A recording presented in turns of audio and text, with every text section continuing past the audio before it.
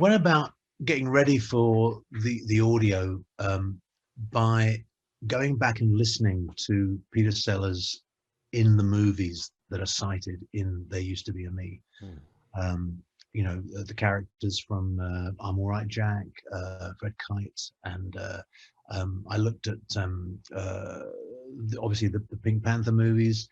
I also checked out on YouTube. There's YouTube's this great resource for actors. You know, when it comes to researching, you know, roles and other actors, it's a fan. You know, and there's like tons and tons of clips, obviously, of Peter Sellers from movies, from interviews, and it's interesting. The interviews were just as useful as watching the clips from the movies, because you know, given that the premise of There Used to Be a Me is essentially that Peter Sellers, in a sense, only existed in the context of these wonderful characters that he created.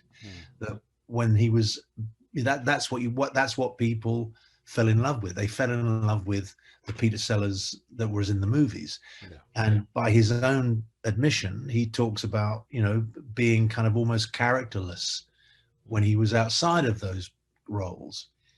So hearing him talking, there's a lovely, I mean, obviously the famous one is the extended interview that he did with Michael Parkinson, where he actually pulled out the ukulele and sang that sweet little kind of song.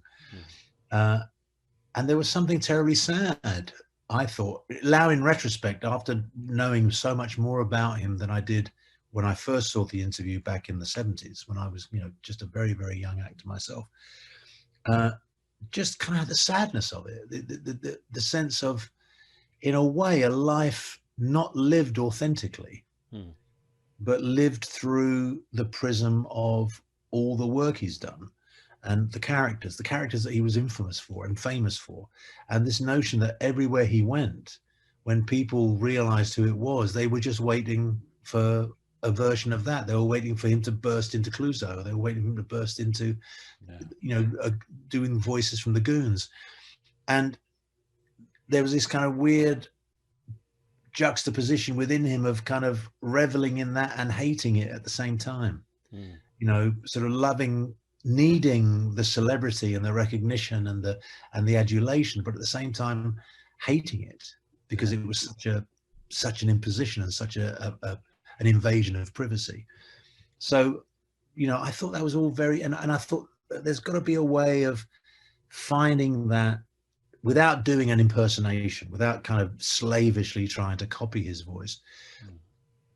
Think more in terms of the tone and the intention of what he's saying. You know, so when, like in that opening moment in There Used to Be a Me, when he's talking to himself in the mirror, getting ready for the day, that was quite revealing. Because I remember talking to you about it before we started actually recording it, that I remember saying, well, do you want me or do you want my version of Peter? Or you know, what are we trying to, you know, and I thought, well, you know, does the reflection have a different voice to, you know, and all that? And I remember you saying, no, it's a man talking to himself, and whatever answers he gets, that's him talking to himself as well. So, you know, and all that kind of stuff is really, really fascinating for an actor, because once you find the link, once you find the way in, then everything's up for grabs. You know, everything's there, everything's available to you. Hi, I'm Alfred Molina, and I hope you enjoy listening to There Used to Be a Me.